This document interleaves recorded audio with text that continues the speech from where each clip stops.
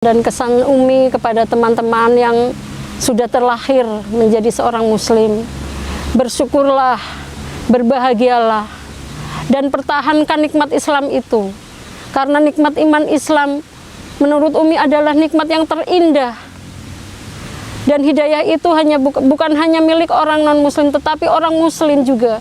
Yang terlahir muslim, namun dia tidak mengerti dan tidak menjalankan, disitulah berjuang untuk mempertahankan hidayah itu agar kita tetap di jalan Allah, mempertahankan keislaman kita sampai akhir hayat kita. Bismillahirrahmanirrahim. Ya ayyuhalladzina amanu udkhulu fis-silmi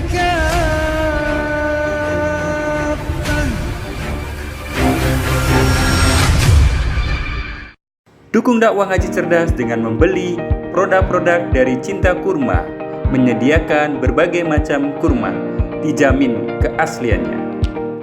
Bismillahirrahmanirrahim. Assalamualaikum warahmatullahi wabarakatuh. Alhamdulillahirabbil alamin, wassalatu wassalamu ala asrofil mursalin wa ala alihi washabihi ajma'in. Amma ba'du. Alhamdulillah, pada kesempatan ini kami sekeluarga bisa berkumpul bertiga dalam rangka untuk berbagi kisah di channel YouTube Ngaji Cerdas. Dan pertama-tama Umi ingin memperkenalkan diri dulu, walaupun mungkin sudah ada yang kenal sama Umi, tapi alangkah eloknya terlebih dahulu Umi memperkenalkan kembali. Nama saya Eli Sumawati, berasal dari Purwokerto, dan saya anak kedua dari 6 bersaudara. Dan saya dikaruniai 2 orang putra, yaitu yang pertama Veronica. Assalamualaikum. Dan yang kedua Rafael atau Arif.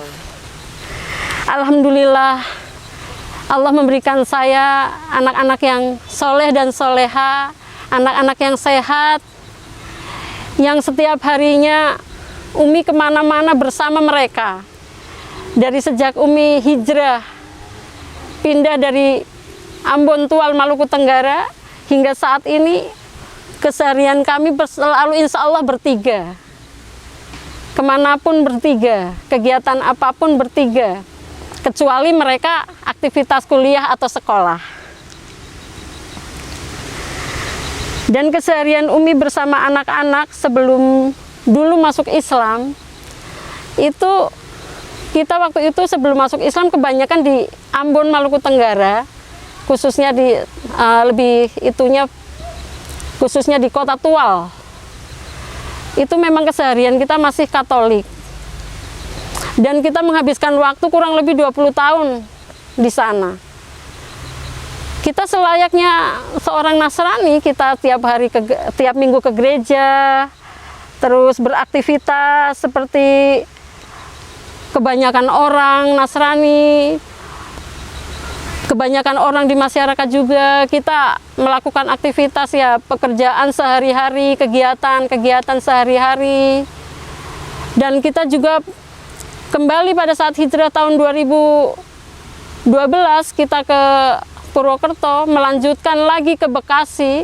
Itu pun kami masih Katolik, kurang lebih 3 tahun masih menjalani Katolik. Dan anak-anak ini alhamdulillah pada saat itu tuh aktif ke gereja. Malah mereka yang sering mengingatkan Umi untuk, Umi kita ke gereja hari Minggu, kita mau gereja jam berapa nih? Biasa kalau misalkan ada gereja pagi, gereja sore atau malam gitu ya. Kalau di kota besar itu kan karena umat terlalu banyak, jadi gereja itu mengatur waktu. Gereja misa pagi selesai sampai jam sekian, misa siang atau misa sore atau malam seperti itu. Nah, itu anak-anak justru yang sering mengingatkan Umi karena kondisi mereka itu dulu belum mengerti kalau Umi sedang labil, sedang goyang seperti itu. Dan kegiatan itu berlangsung sampai Umi pas memutuskan untuk hijrah, baru mereka agak mulai menyadari bahwa oh ini sudah beda, udah nggak ngajak ke gereja lagi. Itu tahun 2014. Mereka udah diem-diem. Kalau untuk kakak Vero sendiri, karena udah agak besar, udah mengerti, jadi agak ada membantah atau perlawanan sedikit. Kalau Ade pada saat itu hanya seperti kebingungan. Dia kebingungan ini mau kemana gitu. Kalau ditelepon ayahnya udah ke gereja belum, dia bingung. Sementara lihat Uminya ke masjid, seperti itu. Pada saat Umi berinteraksi sama anak-anak setelah Umi menjadi muslimah, memang agak ada kesulitan. Saat itu setelah Umi hijrah menjadi seorang muslimah, itu karena masih ada perbedaan agama. Umi udah muslimah atau udah Islam, sementara anak-anak masih Katolik. Di situ Umi mengalami kesulitan yang luar biasa dan ada tekanan, ada dalam hati itu berpikir keras bagaimana caranya agar anak-anak ini bisa ikut jejak saya, jejak Umi, seperti itu kan. Umi tuh berpikir keras bagaimana, sementara yang Vero ini sedikit memberontak ya. Bahkan Umi berusaha menutupi di depan keluarga karena kesibukan keluarga, kesibukan Umi di rumah, ngurus orang tua, kegiatan-kegiatan, sehingga Umi mengalihkan dan tidak menceritakan bahwa ada konflik antara saya dengan Vero tentang agama. Gitu. Kami hanya diam aja dan Umi menutupi semua itu. Bahkan Vero sempat Umi ajak ke masjid dengan kondisi yang marah, itu pun keluarga nggak tahu. Keluarga tahunya saja kita baik-baik saja, seperti itu. Tahunya kita nggak ada masalah. Sehingga pada saat itu kesulitan Umi di Vero. Kalau kesulitan di Ade kurang, tidak seperti ke Vero. Karena dia sebenarnya mereka ini termasuk anak yang nurut sama Umi. Sayang banget, tipenya penyayang. Terus mudah memaafkan dan mudah minta maaf. Ketika melakukan kesalahan itu, saya mengajarkan sama anak-anak untuk selalu itu dalam setiap harinya, sore hari atau malam hari menjelang tidur, Umi selalu mengajarkan mereka dan mempraktekkan. Ketika mau tidur, maafin Umi ya.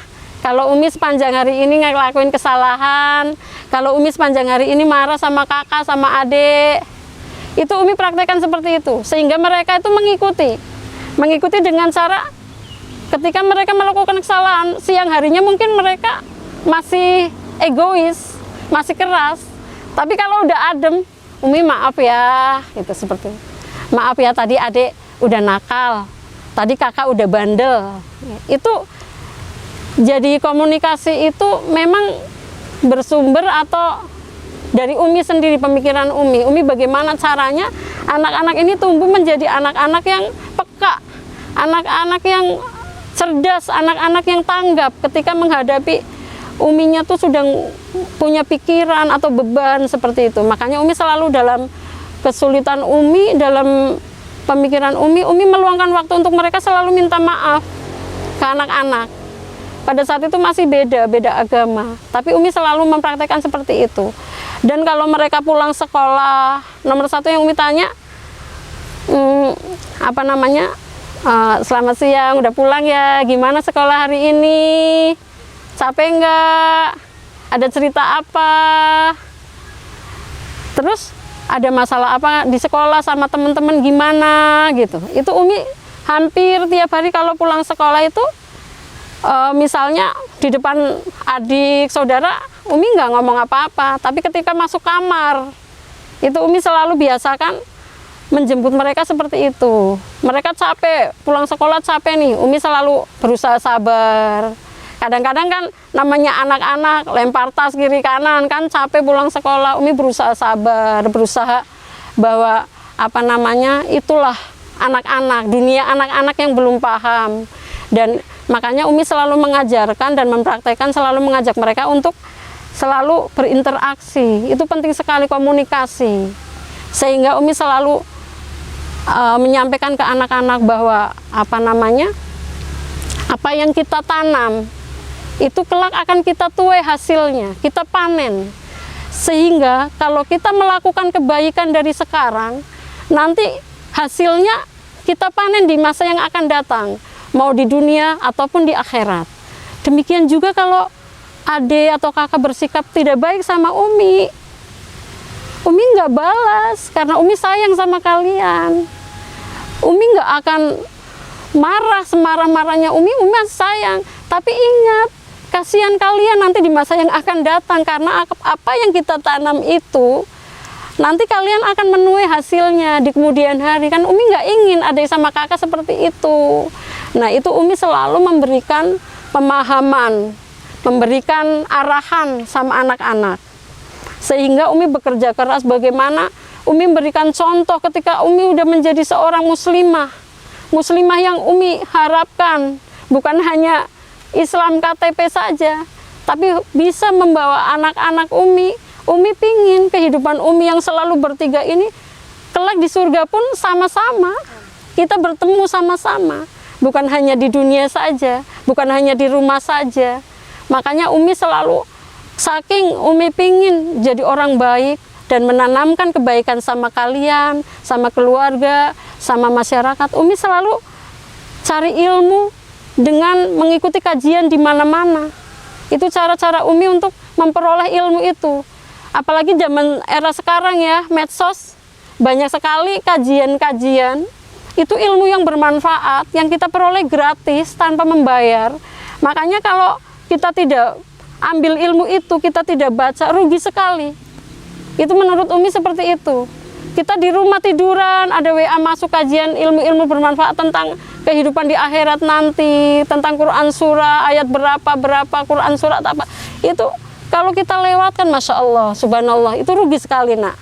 Makanya Umi mencari ilmu dengan mengikuti kajian kemana-mana. Setiap ada undangan kajian, Umi hadir. Selain Umi, kecuali Umi sakit atau berhalangan, Umi tidak hadir. Tapi kalau Umi tidak ada kegiatan, Umi di rumah, insya Allah Umi selalu meluangkan waktu hadir. Karena apa? Karena Umi haus ilmu, Umi lapar. Selama ini Umi nggak ngerti apa-apa. Dan karena keyakinan Umi bahwa selama kita masih punya nafas masih ada di kandung badan kita, kita masih punya kesempatan untuk beramal soleh, untuk berubah, untuk memperbaiki. Yang dulu tidak tahu menjadi tahu. Yang dulu kita mungkin tidak paham, sekarang paham. Dan Umi ingin praktekkan di kehidupan Umi dan keluarga Umi, khususnya anak-anak Umi. Karena kalian adalah aset Umi yang paling berharga, harta Umi yang terindah. Umi di dunia ini, Umi nggak bisa ninggalin harta yang banyak untuk kalian. Tapi Umi sayang sekali sama kalian. Karena itu Umi selalu syiar di keluarga, dakwah, dari apa yang Umi sampaikan lagi ke apa yang Umi terima di majelis ilmu, apa yang Umi terima di kajian, apa yang Umi terima di medsos, dari ustadz-ustadz lain banyak sekali. Umi selalu sampaikan di anak-anak nomor 1. Setelah itu keluarga. Itu tugas Umi. Jadi Umi bekerja keras sekali, pelan-pelan, hati-hati bagaimana caranya. Ketika anak-anak memberontak, sikap kita seperti apa? Apakah kita harus lawan dengan kekerasan juga? Itu menjadi pertanyaan Umi, dan Umi hati-hati sekali. Ketika anak-anak marah, anak-anak capek, anak-anak lagi bete, anak-anak lagi galau, sikap kita harus bagaimana gitu. Jadi ketika Umi mau marah, Umi mau mengajak mereka, Umi lihat mood mereka dulu. Umi lihat kondisi mereka dulu, apakah mereka capek ataukah mereka sedang santai. Baru Umi ketika melihat mereka sedang santai duduk, ayo nak sini nak, sayang nak sini duduk, ngumpul. Dalam mau makan bareng atau mau tidur, Umi selalu luangkan waktu ke kamar. Lalu Umi ngecek keadaan mereka. Tidur ya, udah malam, gimana? Ada tugas atau ada pikiran apa, ada beban apa? Umi selalu mengatakan sama mereka bahwa Umi ini ibumu, tapi anggaplah ini sahabatmu, ini teman karibmu, teman kalian. Kalau ada beban apa-apa, sampaikan sama Umi, jangan sungkan-sungkan. Dan Umi insya Allah akan berusaha mencari solusi. Itu seperti itu. Jadi usaha Umi memang keras sekali. Nomor 1 doa. Dalam sujud Umi selalu berdoa. Ya Allah, berikanlah kami hidayah. Tetapkanlah iman Islam kami sampai akhir hayat ya Allah. Berikan hidayah kepada Umi, kepada keluarga besar Umi, kepada orang tua, anak-anak khususnya. Berikan kami rahmat-Mu ya Allah, agar kami bisa menjadi anak-anak atau orang-orang yang taubatan nasuha, wafat dalam keadaan husnul khotimah. Dan Umi selalu berdoa juga agar kita dihindarkan dari fitnah Dajjal, agar kita kelak masuk ke dalam surganya Allah dan dipertemukan dengan Allah Subhanahu wa Ta'ala dan Rasulullah Muhammad Sallallahu Alaihi Wasallam. Agar kita kelak setelah mati, karena mati itu bukan akhir dari segalanya. Di situ justru kehidupan yang baru dan kehidupan yang abadi kekal selama-lamanya. Karena itu di dunia itu tempatnya berlelah-lelah, kita berjuang nak, kita sama-sama berjuang, kita sama-sama berusaha agar kakak sama adik bisa melanjutkan, bisa terus berjuang. Sekarang untuk adik, Umi ingin bertanya, adik boleh menceritakan nggak bagaimana adik Rafael menjadi mu'alaf? Bismillah. Bismillah. Adik dulu masih kecil. Adik dulu masih kecil. Yang kenceng.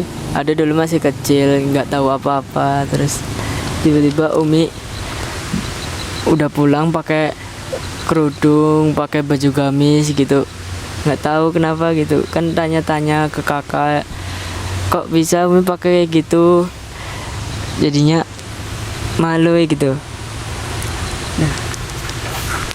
Terus adek saat tahu Umi sholat gitu gimana?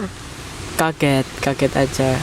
Kan tadinya adik Deketin. suruh Umi ke gereja bareng-bareng sama kakak dulu. Tahu-taunya Umi udah sholat, udah pakai kerudung gitu, udah pakai baju gamis. Iya, berarti intinya adik itu dulu saya menambahkan memang kondisi dia pada saat saya memutuskan berhijrah, dia masih umur 5 tahunan ya, mau 5-6 tahun. Masih mau masuk kelas 1 SD dia. Jadi memang belum paham. Nah, setelah itu karena dia belum paham, jadi Umi lebih mudah mengarahkan daripada Vero. Lebih mudah mengarahkan, iyalah Umi bujuk dia, ayo kita ke masjid, ayo kita ngaji, ayo kita belajar. Nah, sesekali dia mau, tapi sesekali juga dia nggak maunya dia selalu kan kita ke gereja gitu, kok jadi ke masjid gitu, dia belum paham. Nah, tapi dari situ Umi jelaskan, seiring berjalannya waktu, Umi ajak dia untuk sering berdoa. Terus Umi, apa yang Umi terima di majelis, Umi sampaikan ke dia bahwa kisah Umi ini, Umi menjadi seorang muslimah itu, Umi berproses panjang dan lama. Dan adik belum mengerti saat itu, belum paham, belum mengerti kehidupan. Nah, sekarang apa yang Umi anut sekarang ini, ya itu pilihan Umi. Seperti itu. Rasanya senang gitu, bisa jadi orang muslim. Senang, terus lebih baik gitu, nggak kayak yang sebelumnya, lebih tenang dan belajar ngaji dan lebih harus belajar ngaji juga. Kalau untuk melihat adik ya, awalnya sih karena dia masih kecil ya, jadi mungkin nggak bisa diajak kerja sama gitu. Dia masih lebih dekat sama Umi waktu itu, masih kecil kan. Jadi waktu Umi masuk Islam ya, adik itu di sisi lain dia takut, di sisi lain dia karena deket banget sama Umi, jadinya dia ya udah, dia nggak bisa diajak kerja sama gitu deh. Ayo kita jauhin Umi, ayo kita diamin Umi, nggak bisa kayak gitu dia. Ya jadi dia kayak gimana ya, ikut aja gitu. Kalau Umi ke masjid, ke apa dia ikut. Umi beliin dia kayak peci, baju koko, ya dia pakai gitu. Tapi kalau untuk ditanyain sama ayah gitu kan, dia masih takut, dia takut gitu. Nah, suatu momen waktu dia masih SD kelas 1 itu ada sunatan massal tuh. Ada sunatan massal, tiba-tiba dia pulang nih bawa surat izin gitu kan. Terus dia bilang ke Umi, "Bunda," gitu kan, "Bunda, ini Ade bawa surat izin buat ini nih sunat massal, boleh nggak gitu kan. Terus bunda kaget dong, loh kok kok bisa-bisanya gitu ya pengen ikut sunat massal, kamu masih kecil deh gitu kan. Terus dia nangis sejadi-jadinya, dia ngerengek. Terus dia bilang, pokoknya Ade pengen ikut sunat massal gitu kan. Terus Vero waktu itu ya cuman bisa gitu aja gitu, kayak cuman bisa ngejek-ngejek aja gitu. Ah masa sih pengen, kamu yakin deh sakit loh, aku malah gitu-gituin. Tapi dia bilang enggak, pokoknya Ade mau sunat gitu. Itu masih kelas 1 SD dan posisi juga dia belum baca syahadat gitu, masih ikut-ikutan Umi. Terus akhirnya dia sunat. Dari situ kayak nggak nyangka juga, berani juga dia ya maksudnya. Oke, dari situ dia diajak sholat, ke masjid, puasa segala macam. Malah dia lebih dari Vero awalnya. Dari secara penampilan dia baju kokoan, pecian gitu, malah Vero belum ada apa-apanya waktu itu, masih mau ke gereja ya bingung, mau sholat ya juga masih bingung, seperti itu. Ya rasanya setelah masuk Islam, yang nggak nyangka juga ya, ternyata Ade juga ikut masuk Islam, Vero masuk Islam, Umi juga gitu kan. Momen yang paling seneng itu pas kita puasa, kita sahur bareng, buka puasa bareng, ngabuburit gitu bareng. Alhamdulillahnya sih momen yang paling bahagia sih itu. Ya, momen menyenangkan waktu saat kita menjalankan puasa bareng ya. Kita sahur ya Mi? Iya. Kita sahur bareng. Sahur. Terus kita buka buka puasa bareng, ngabuburit bareng. Itu rasanya tuh menyenangkan banget, kayak di sisi lain tuh kayak nggak menyangka ya, kalau kok kita bertiga yang tadinya masih non-is ya kan, Katolik, kok sekarang jadi Islam, kok damainya tuh bareng-bareng gitu, kerasa banget. betul. Sholat berjamaahnya juga, ngajinya juga, Zikir petang, zikir pagi, itu tuh Umi tuh bener-bener ngajak, jadi kita anak-anak tuh semangat jadinya. Dan untuk aku harapnya Vero harapnya ke adik, ke Rafael ya, kakak tuh harapnya tuh kamu bisa jadi lebih lagi lah, apalagi dia kamu seorang laki-laki gitu ya kan, kamu bisa menjadi contoh teladan yang baik untuk keluarga, untuk mungkin adik-adik sepupu, untuk teman-teman, bahwa kamu walaupun kamu mualaf tapi kamu tuh bisa juga sepantar seperti teman-teman yang udah Islam ya Dek. Kamu juga kakak harap sholatnya ditingkatkan, dijaga ya, jadi pribadi yang lebih baik lagi, berakhlak mulia tentunya kepada kakak, Umi terutama ya. Dan bersyukur sekali intinya Vero. Harapan Vero juga ketika Vero kelak sudah berkeluarga, Ade selalu nih, Ade bisa tetaplah istiqomah di jalan Allah gitu, jagain Umi, jagain kakak ya Ade ya. Jangan terpengaruh sama dunia luar lah intinya, kakak mintanya seperti itu. Dan untuk Umi juga, makasih ya Umi, makasih udah sabar banget bimbing kakak, bimbing adik, dari bener-bener yang tadinya Umi yang berjuang sendirian, mati-matian nih, ibarat Umi dapat cobaan dari kakak, dari adik, dari keluarga, dari semuanya, tapi Umi kokoh gitu, nggak goyah sama sekali. Kakak salut banget. Kakak juga makasih banget, Umi tuh selalu nggak capek gitu, selalu menasihati kakak, menasihati ade, ngajak kita sholat, ngajak kita ngaji, sampai kakak sama ade seperti ini. Intinya apapun itu, makasih ya Mi. Sama-sama. Ya, pada saat itu saya juga masih takut. Ayah sering datang ke Purwokerto dan sering masih diundang ke Bekasi gitu. Kumpul sama keluarga. Iya. Yang mayoritas masih Katolik, ya. Dan takut ayah ngamuk. Dan takut ayah marah juga sama Umi, sama aku dan kakak. Maafin ade ya, ade sayang banget sama ayah. Moga-moga ayah makin semangat dalam menjalankan ibadahnya kepada Allah Subhanahu wa taala. Dan hidayah yang ayah dapatkan. Dijaga. Yang ayah kasih dijaga. Yang dikasih Allah. Yang dikasih Allah Subhanahu wa taala. Dan alhamdulillahnya juga setelah Umi mualaf, adik mualaf, Vero mualaf, ayahnya Vero juga mualaf. Setahun kemudian setelah itu bukan karena ikut-ikutan, tapi beliau karena lagi kerja di lapangan, tiba-tiba beliau melihat di langit itu biru semua, tapi ada satu awan yang bentuknya tuh lafaz Allah. Di situ beliau foto, saat itu beliau abadikan, dan beliau langsung tanya ke teman-teman yang Islam nih, ini apa ya? Ini tulisan apa ya? Gitu. Terus teman-teman pada kaget semua. Pada kaget semua. Ya Allah, Masya Allah gitu. Pak, ini lafaz Allah. Nggak semua orang ibarat bisa dapat lihat kayak gini gitu. Terus dari situ beliau bercerita ke saya. Waktu sebelum itu sempat lost kontak. Sebelum itu beliau bercerita bahwa beliau hatinya bergetar gitu, takut ada rasa gimana gitu. Setelah itu lost kontak, nggak lama kemudian, beberapa bulan kemudian, beliau foto by WA kirim ke saya surat itu mu'alaf, surat sudah mu'alaf. Dan saya langsung, Masya Allah, ayah ini beneran gitu. Iya nak, alhamdulillah. Saya sama Rafael diajaklah ke tempat beliau. Beliau waktu itu ternyata udah keluar kerja. Beliau akhirnya dari situ keluar kerja, dan beliau jadi marbot 1 tahun di Masjid At-Taubah, Banten, Tangerang. Iya, jadi marbot di situ. Beliau mengabdi di masjid itu. Kita diajak ke situ, main di situ. Beliau bilang, inilah pekerjaan ayah sekarang, mengabdi ke masjid gitu. Beliau azan subuh, apa segala macam, bantu-bantu kita juga akhirnya ikut-ikutan gitu, bantu-bantu bersih masjid. Alhamdulillah rasanya damai sekali.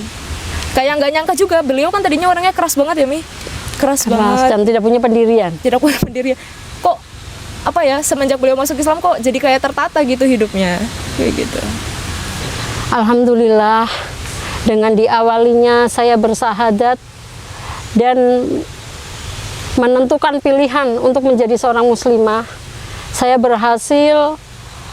Allah mengabulkan doa-doa saya dengan membawa anak-anak saya ikut masuk ke agama Islam.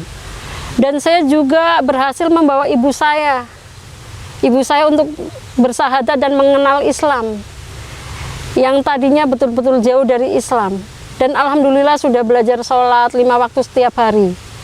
Insya Allah udah mulai belajar sedikit demi sedikit. Dan untuk harapan Umi, harapan saya sebagai seorang anak, saya masih mempunyai seorang ibu.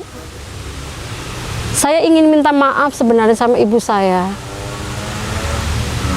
Saya minta maaf sama ibu bahwa sebagai seorang anak, saya belum bisa melakukan apa-apa, belum bisa membahagiakan ibu. Saya juga tidak punya harta yang banyak untuk diberikan kepada ibu dan keluarga. Saya hanya mempunyai hati cinta yang tulus untuk ibu dan keluarga. Dan atas nama pribadi, saya minta maaf kepada ibu yang sudah melahirkan dan membesarkan saya. Juga kepada adik-adik, ayo kita bersama-sama bangkit. Kita sama-sama berjuang di jalan Allah. Kita sama-sama berjuang menegakkan agama Allah.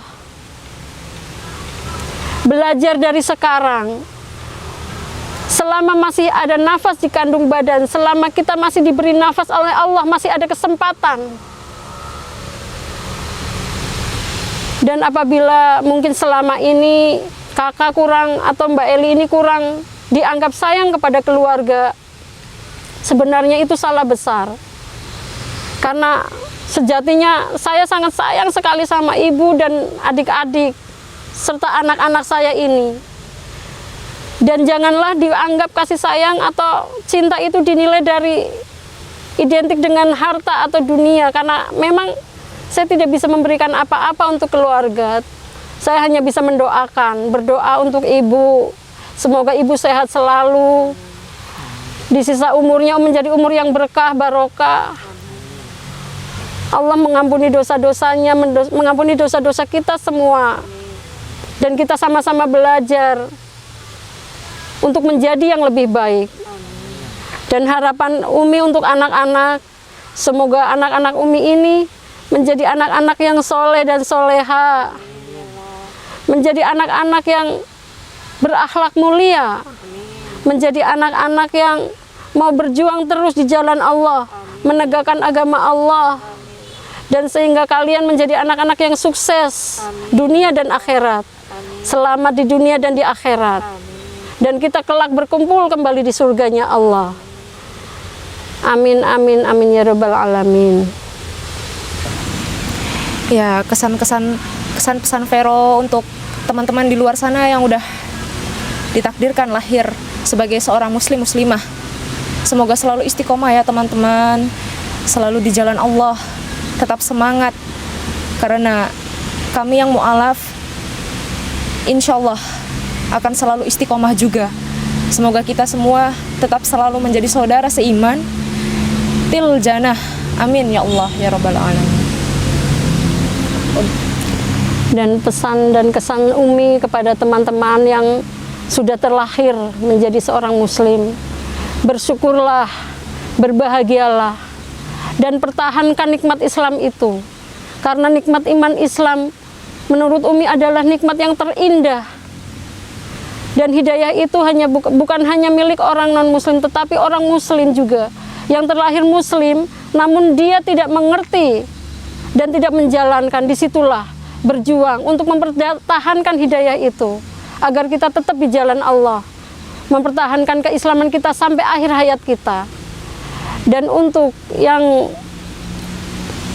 sudah menjadi mu'alaf, terus berjuang, berdoa, jangan sampai kita lelah, jangan sampai kita merasa lemah dan putus asa. Teruslah berjuang. Apa yang kita lewati, kesulitan-kesulitan kita, itu sebagai awal, sebagai titik untuk kita terus berjuang, meningkatkan semangat kita di jalan Allah. Dan untuk para saudara, teman, atau yang belum mendapatkan hidayah, mungkin masih mencari, teruslah berjuang. Jangan patah semangat, karena rahmat Allah sangat luas, ampunan Allah sangat luas, seluas langit dan bumi. Jadi teruslah berjuang, mencari ridha Allah, agar apa yang kita harapkan, apa yang kita impikan dapat terwujud, menjadi keluarga yang sakinah, mawaddah warahmah, menjadi keluarga yang baik, menjadi keluarga yang setia di jalan Allah, berpegang teguh pada agama Allah. Amin ya rabbal alamin. Demikian kisah hijrah keluarga kami, dan semoga apa yang kami sampaikan dapat memotivasi, menginspirasi banyak orang di sana, teman-teman di luar sana yang belum mendapatkan hidayah. Jangan berputus asa dari rahmat Allah. Bertobatlah sebelum terlambat datangnya hari kiamat. Akhir kata, wabillahi taufik wal hidayah. Wassalamualaikum warahmatullahi wabarakatuh. Sayang, baca doa.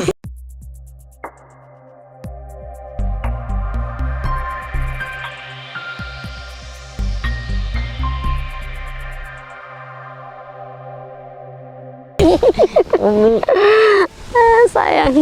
Makasih ya Umi. Iya, makasih juga kamu. Lebih Umi. Ya sayang. Oke.